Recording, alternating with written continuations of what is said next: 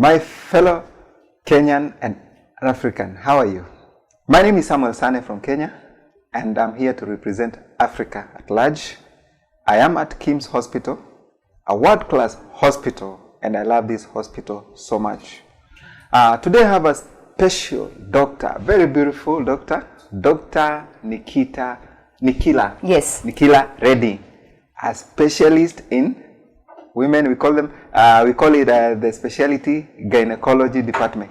She is a gynecologist, and I would like her to introduce herself as we continue to ask her more questions and her specialty. Thank you so much for your wonderful introduction of me. So I'm a gynecologist, obstetrician, and a laparoscopic surgeon, and a cosmetic gynecologist. So working Kim's since a year now, and I have experience in my field. It's been 8 years. 8 years. Yes. In this specialty. Yeah. What is this department entails? What do you do in this department? See, this department is regarding the woman. A woman. Yes. Not only taking care about the health of a woman, it's an overall woman well-being. The gynecologist, obstetrician, now the latest coming, geriatrics is there. We have a cosmetic gynecologist. Yes. So it's top to toe about a woman. Beauty is not only from the outside, and also the intimate part is what we do in a cosmetic gynecology. So we deal with all the issues of a woman. All issues of a woman. Yes. We have so many cases of women complaining different diseases.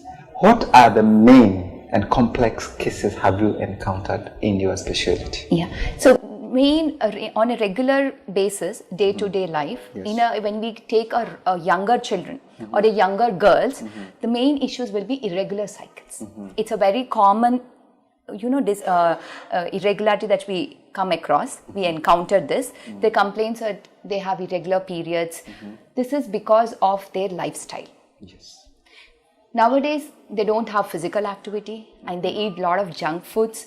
As you have seen when you entered, I think Hyderabad, a lot of restaurants have been opened up. Yes. Late nights of dinner, having disturbed sleep, lot of stress in younger girls. And because of all these factors, we encounter this irregular cycles, which we call it as PCOS or PCOD.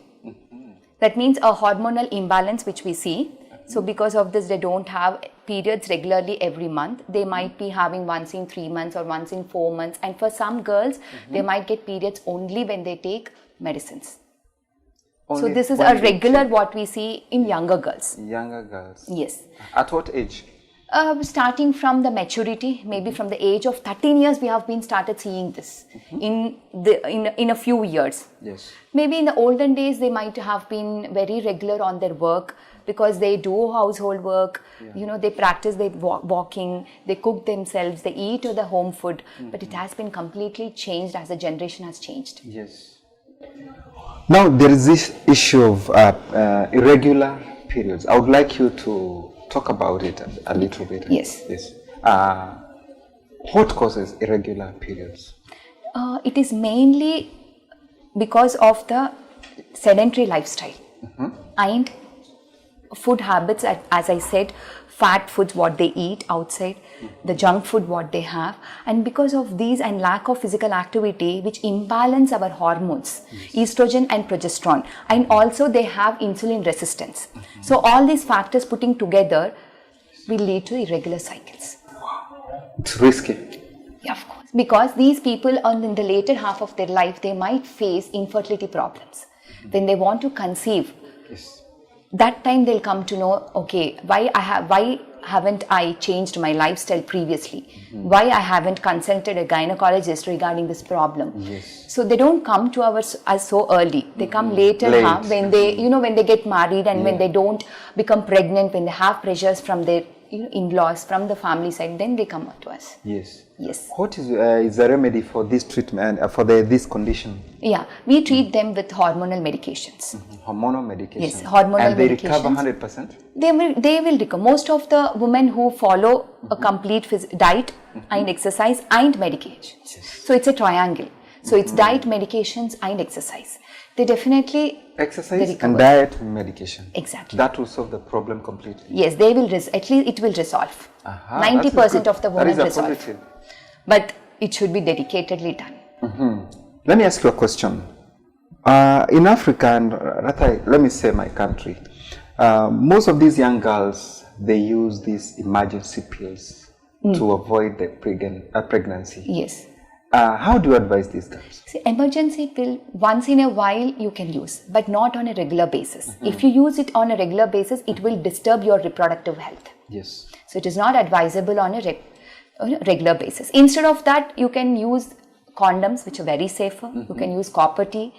You can use hormonal pills every 21 days, continuous hormonal pills. They are safe. Yes. So these are like safe methods which you can follow instead of taking emergency pill. Yes. And when you want to ask about the women's health, the one more important which I want to talk about is awareness of cervical cancer. So all the women before marriage, if we start from 13 years of age, they can take cervical cancer vaccine.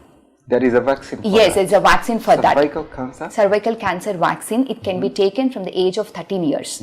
So it's a 3 doses vaccine. Gardasil 9 has come recently. It covers all the 9 viruses in it. Yes. So it is taken as 0 months, 2 months and then 6 months. Wow.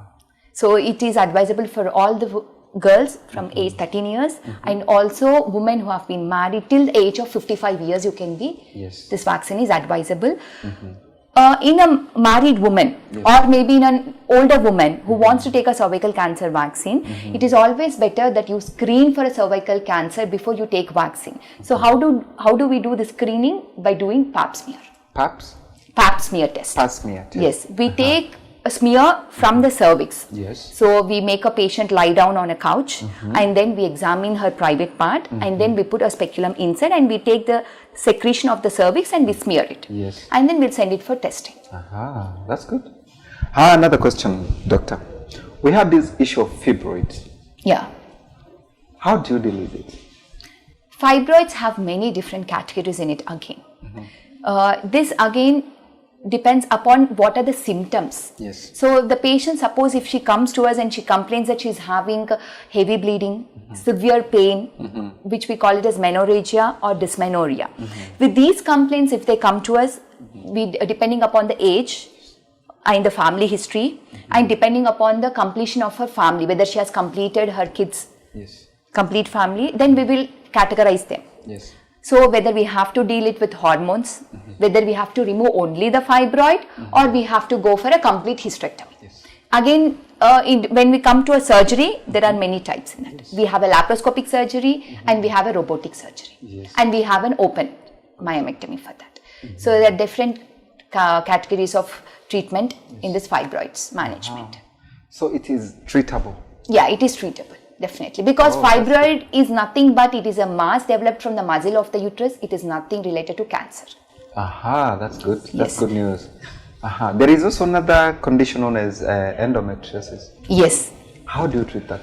Endometriosis, most probably they appear to our clinic with complaints of severity of abdominal pain and infertility. These two things. So again, endometriosis, depending upon the size of the cyst, we treat them. If the woman is young and she has to conceive, then we remove the cyst. We see how the leftover ovary is healthy or not, and we see their AMH value. That means how many eggs are healthy. We have to note that. And then we do surgery if it's more than 5 centimeters. And then we keep them on hormonal pills or monthly once injections are there. Hormonal injection. And then we treat and they can go for an infertility treatment. Because this endometriotic cyst, most of the times they release toxins into the uterus and also they might not release a healthy eggs or an ovulatory cycle sometimes. So because of this, they couldn't conceive because of this endometriotic cyst. And later half, if it's like they have completed their family and if the cyst is very big, more than 5 centimeters, 6 centimeters, we remove the ovary, complete ovary itself. Completely. Now, that's shocking. Because if once we remove the cyst, we are not sure that it won't come back again. Okay, I understand. There's also this killer disease, cancer. What are the common cancers that that you deal with in gynecology? The commonest cancer which we deal in gynecology is breast cancer and cervical cancer. And then comes the endometrial cancer and ovarian cancers. So depending upon this, breast cancers generally we refer them to the oncosurgeons.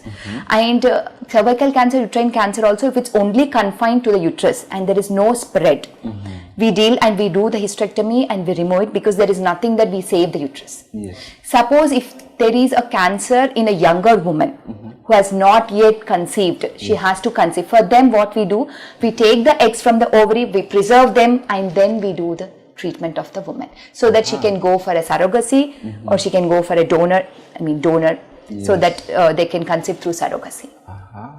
That's good. There is also another major issue that is affecting our people: infertility in women. How do you tackle this issue of infertility? Infertility. Yes. Infertility has a long journey to go with. So mainly infertility requires patience. Patience.